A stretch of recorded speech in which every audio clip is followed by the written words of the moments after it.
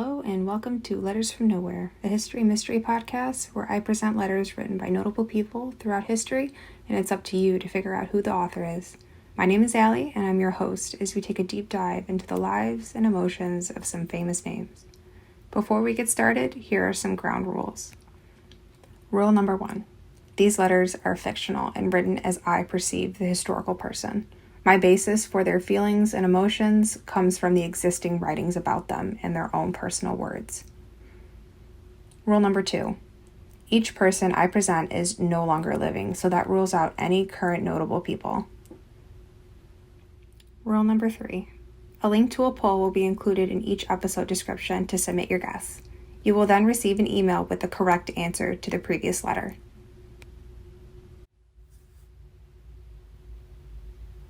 Now presenting Season 1, Episode 2, Knife.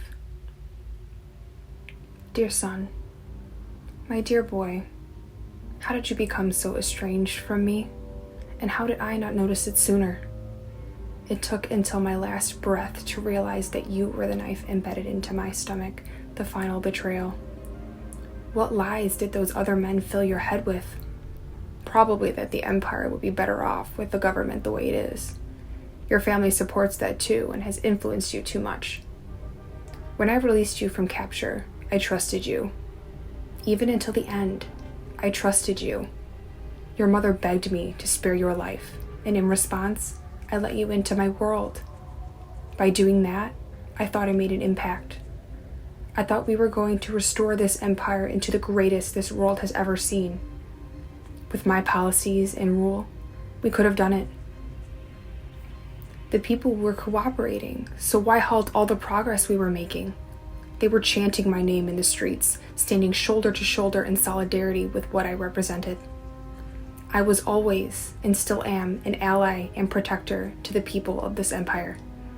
In my years of conquest, I've encountered all sorts of people who live their lives by different rules. I was so entranced that I started to write everything down.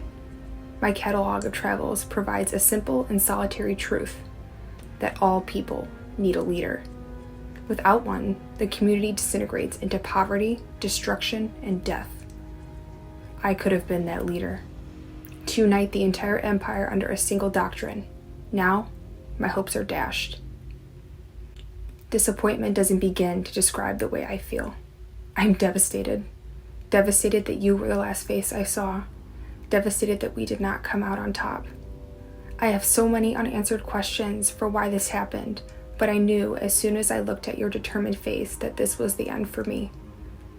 I taught you to be harsh and cruel, but never to your own family, your own kind. I taught you to wage war on your enemies, but I am no longer your enemy. You never needed anyone else's guidance because I have never steered you wrong. I expected this type of behavior from those scheming hyenas, but never from you. I would have made you my right-hand man. The world was in the palm of my hand, and I would have shared it with you. I'm sorry you didn't believe in me. The empire will halt like a stunted child, mark my words. I've told you this over and over. Without a head of state, power will continuously bounce from greedy man to greedy man, leaving its people to fend for themselves. I refuse to let this petty game continue any longer. Now, because of you, the loser of this game was me. I feel that my legacy will be forgotten. Before I fade from history, I want you to know that I have always loved you like a son, and I forgive you.